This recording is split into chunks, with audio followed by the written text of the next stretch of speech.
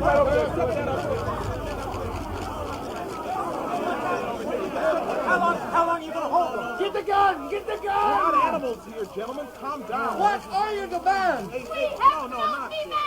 How many hostages have you killed? Are the hostages being bathed? You're not making them eat Iranian food, are you?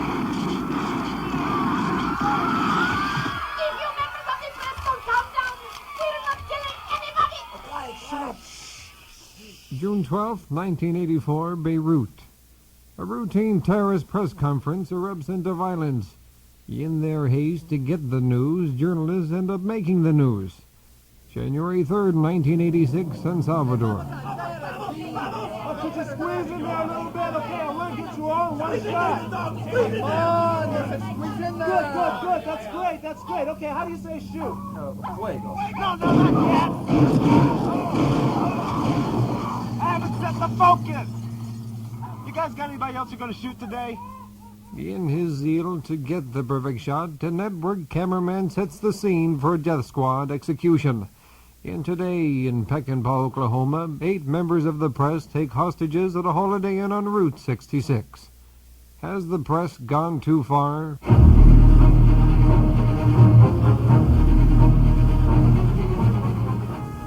This is Goodnight, America. Reporting live from Peckinpah, Ted Topple.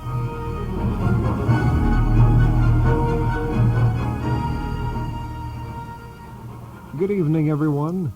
The keystone of any democratic society is a free press. But how free should our press be? Tonight we're broadcasting live from our affiliate WTNT in Peckinpah, Oklahoma as a bizarre drama unfolds. Earlier today, 8 newsmen took over the Poo-Poo Lounge at the Peckinpah Holiday Inn. We're going to be talking with those 8 newsmen to find out why they've done what they've done. We'll talk with some of the hostages to see how they feel about becoming prisoners of the press. For those of you who don't know what happened, let's set the scene for you. At approximately 11:30 Eastern Standard Time, the press began arriving in Peckinpah, Oklahoma to cover what they believe was a speech by the Reverend Jesse Jackson. We bring you now a cassette recording of what happened. And I'd like to thank all of you shining white knights of Malta for being here today. Bill. Hey, Bill. When's Reverend Jackson on? I can't find him anywhere. Charlie's trying to find out. A lot of white sheets around here. Yeah. What the hell is Jackson doing announcing his presidency at the Ku Klux Klan rally? I guess he wanted to make a statement. Why the hell do they put mustard on everything, you know? Hey, I think that's him. Look. Oh, yeah. You know, I thought the cross burning was very great. Very impressive. Very And impressive. so, brothers, without further ado, Mr. Jesse Jackson. Hey, he's white. Must be heavy makeup or something.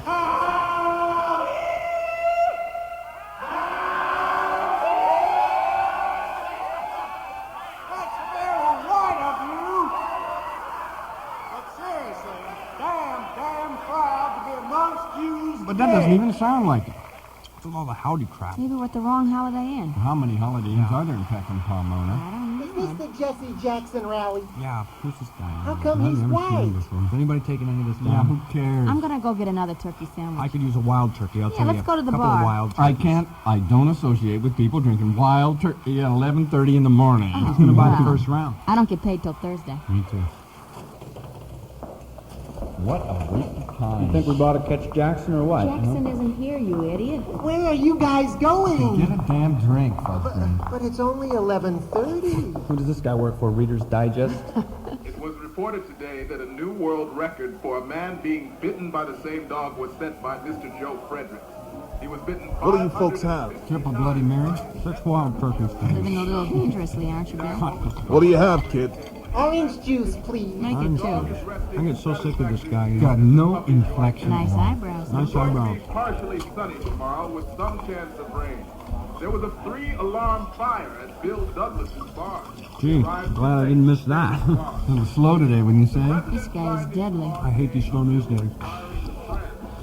All future Bill We were tearing up the airwaves. Tell me about it. Last week, get this, I did a story on lizards. Lizards? Hey, kid, your tape recorder's on. Oh, leave him alone, Jeff. Maybe he wants to tape this stunning conversation. You know, sometimes I sit here and I think, I hope a bomb goes off or something. I hope there's a plane crash. You know, I mean, it's awful. Yeah, this business makes everybody sick. What the hell? I'm gonna take some hostages. Hey, Bill. Hey, where you going? Hey, leave me alone. Say, he's got a gun. Put the gun away, Yeah. Bill. Bill, come back Like here. front of my You face, want to kid. take hostages? You there. Look, come here. You're gonna be my first hostage, okay? Don't hurt me, mister. Hold it, Bill. Wait, now let me get a shot in that. What are you planning to do with the hostages? Kill him. Take no prisoners, right, Jack? That's what I always say, Bill. Bill, come on back here and sit down. You're drunk. Hey, Bill, hold on a minute. Hold off before you take any more hostages. I want to call my editor. That's not a bad idea. You guys all wait here. I'm going to get my cameraman, too. Who's going to watch the hostages? I will. Joining us now from Radio Free America in Hemingway, Idaho, Professor John Penman. Nice to have you with us, Professor. Nice to be here, Ted. What do you make of today's events? Well, I think it shows initiative, Ted. It's certainly a radical departure from the passive style of journalism we see on network TV. Well, I'm sorry, Professor, but I'm not following you. Are you saying today's journalists are not aggressive enough? The tapes from Beirut and San Salvador clearly contradicts that point, if that is, in fact, the point that you're trying to make. I'm not saying today's style of journalism is wimpy, Ted. I'm saying journalists have a responsibility to make the world an interesting place to live. So you think it's okay for journalists to take hostages on a slow news day? Yes, Ted. This embodies what we call method journalism at our college. Method journalism ensures employment for our students. Well, excuse me if I'm wrong, Professor, but Radio Free America is a mail-order college. By its very nature, that would seem to me to be a pretty non-sort of way of learning the art of journalism. Well, you can look at it that way, Ted, but let me make a point. Maybe if you'd studied with us, you might have become a respectable journalist instead of a network puppet publicly fustigating in a cacophony of opinionated claptrap. I'd appreciate it if you would refrain from using that kind of language, Professor. I'd appreciate it if you wouldn't call me up at 2:30 in the morning to cudgel me with your imbecilic babble, you parasitic leech. Just because we have a difference of opinion, Professor, it doesn't mean you have to get abusive. Professor? We seem to have lost the signal from Hemingway. Joining us now live from the Space Shuttle Pegasus is Press Secretary to the President, Larry Speaks. Are you there, Larry? You're coming in loud and clear, Ted. You've heard the point Professor Penman was making. Do you agree with him? Ted, I think the professor's point is valid. A journalist should report events which the public cares about. I think there have to be limits. As to the professor's assessment of you as a parasitic leech, I don't know you well enough to comment. On the other hand, even parasitic leeches should keep their eyes open to important stories. They can't allow themselves to get bogged down in their own lackluster rhetoric. Oh my God, turn the wheel, you idiot! Houston, this is Pegasus. Come in, Houston. Hold on, Mr. Speaks. We appear to be getting signals interference from NASA. Hold on, Ted. You're headed directly into your own transmission satellite. Would advise you to change course. Copy. We seem to be losing you, Larry. Are you saying we as a journalist community often miss the big stories because we get mired in our own opinions? Are you still there, Larry? Who's Larry? Houston, this is Pegasus. We cannot change course. Repeat, we cannot. We seem to be having technical difficulties. We'll try and get back to Mr. Speaks and his point that journalists often miss the big stories a little bit later in our program. With us now in the studio is one of the hostages released earlier this afternoon, Mrs. Anita Hugg.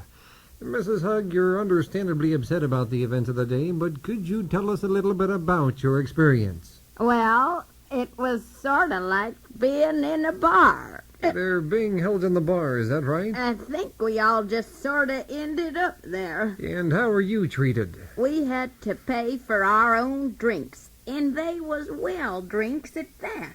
They are very cruel people, Mr. Topple, very cruel. What do they want? Ice. Ice? We were almost out by 5, and my lord, that was hours ago. Did they ask you to do anything? Just drink. Did they feed you? Beer nuts.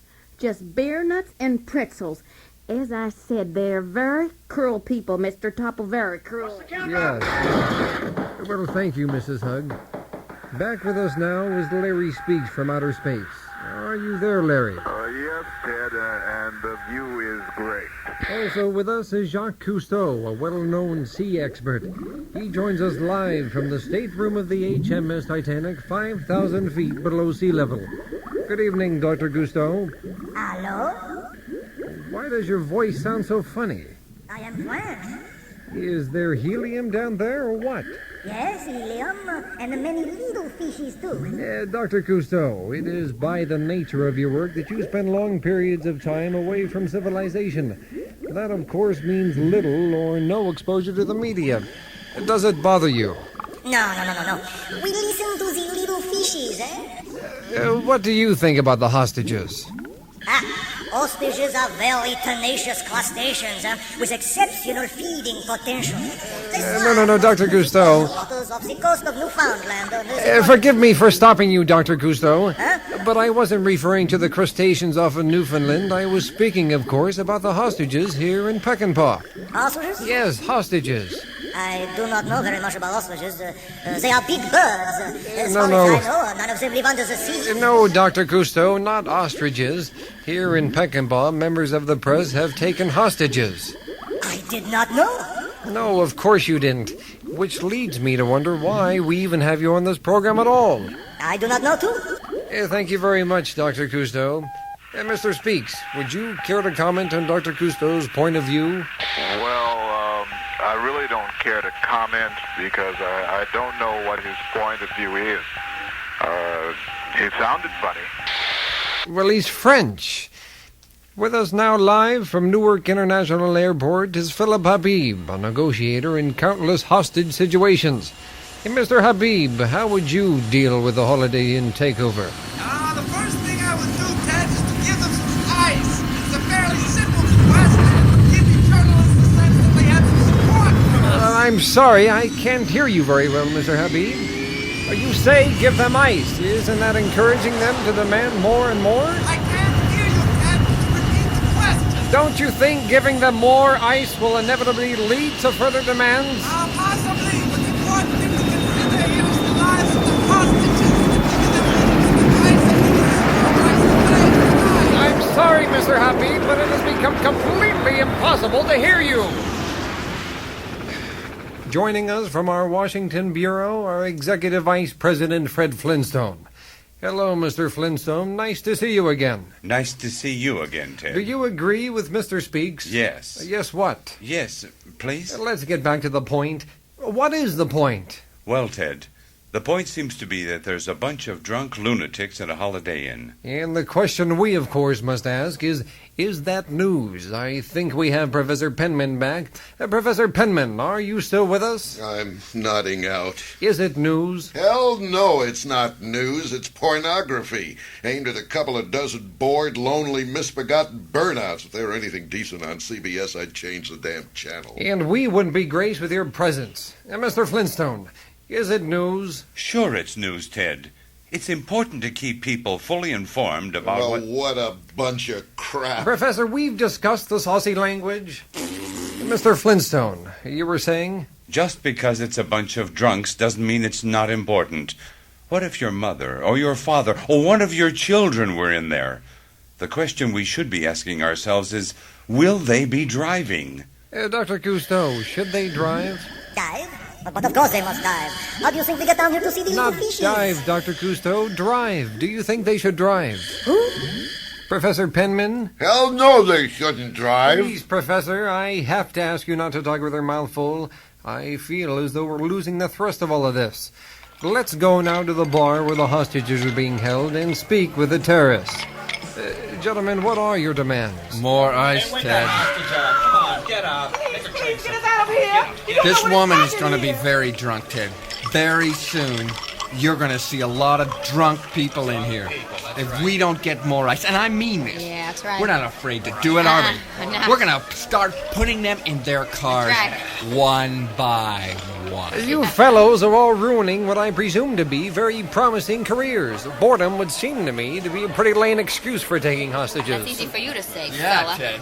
You guys get to pick out the creamy stories while we're stuck down here with the cottage cheese. I went to college after Watergate. I wanted to go to Chile in the early 70s, but they said, no, you can't go to Chile. We want you to do the TV section. Tell 'em, Bill. So I did the TV section for 3 years. Then I get a tip on Watergate, but would anybody listen? No! They made me national. I had to follow McGovern. Professor Penman taught us all. If there ain't no news, make it up. Method journalism, Ted. Well, ladies and gentlemen, method journalism aside, it would seem to me that you're all somewhat insane. And there's the question of ethics. Would you... Ethics? Let's talk about ethics, Ted. I'll tell you what. We want to see you squirm, right, Mona? I presume you're going to kill one of them. Kill him? Hell no. We're just going to let him go. Tell him, Bill. Cabs. We're just going to send them all home, right? Wait a minute. You're not going to kill any of them? Hell no, we're not going to kill any of them. We're just journalists. We're not murderers. Yeah, Ted. You'd like them to kill one or two of them, wouldn't you, Mr. Topple? The point here is ratings. Come on now, admit it. Mr. Flintstone, would a murder help the ratings? Absolutely, Ted. And preferably one by one over an extended period of time. Would you mind explaining that? In order to compete with high-profile, ultra-violent television, you have to come up with some tangible violence every night. Hey, the cabs are here. Hey, they got the cabs over here. You think we should put a bunch of them in one cab or let them each go home alone, Bill? I'll send them all in one cab. We can't drag this thing on all night. I got to get up in the morning. Okay. If I could ask you, Mr. Terrace, to hold on to the hostages a little bit longer. No way, Ted. We're turning off the microphones. Bye-bye, Teddy. Well, the terrorists seem to have turned off the microphones.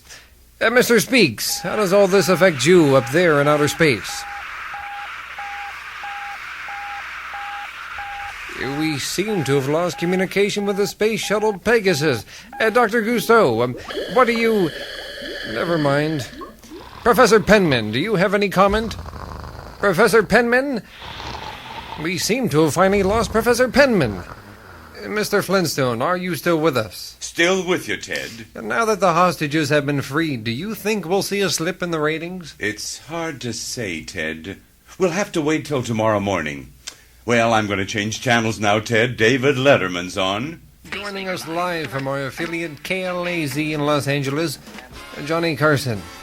Mr. Carson, what is your view of the hostage situation? Well, Ted, unfortunately, because I'm on The Tonight Show, I never get a chance to see your program. Frankly, I could care less. Thank you, Mr. Carson. In any tragedy such as this one can't help but think about the families. With us now is one of the relatives of the hostages, Mrs. Horace Kenderchuk. Mrs. Kenderchuk, thank you for being with us. My pleasure, Ted. Your husband is, as we all know, being held hostage. Do you think the press has gone too far? Well, no. I don't think they've gone far enough. Well, I don't think I heard you right, Mrs. Kenderchuk. You think they haven't gone far enough. That's right, Ted. Would you mind explaining that? I sort of wanted to see someone killed. I was very interested in your program until they decided to let them all go. It seemed so anticlimactic. Forgive me for being blunt, but isn't that a little bit cold-blooded? Your husband could be killed. My husband and I have been separated for 10 years. Just happy to be here on TV. You mean being on network TV is more important than the life of someone you've known and possibly loved for many years? Is that what I hear you saying? Yes, Ted, that's right. Well, of all the people I've talked with on this program, Mrs. Kenderchuk, I'd have to say you're just about the most obnoxious person I've ever talked to. Andy Warhol says we're all famous for 15 minutes. Well, this is my 15 minutes. Well, Mrs. Kenderchuk, you've had about a minute and a half, and I'm afraid that's it. With all due apologies to Mr. Warhol, frankly, your attitude makes me sick. I'm sorry you're not feeling well, Ted. Has the news media gone too far? Probably. Is there anything we can do about it? Probably not. For most of us, we just have to live with the news, good or bad, until something better comes along. Tomorrow on Wake Up America, we'll be interviewing other people who have been taken hostage by the media and get their thoughts on how we might prevent programs like this from being aired in the future. From all of us here at Goodnight America, thank you for listening, and good night.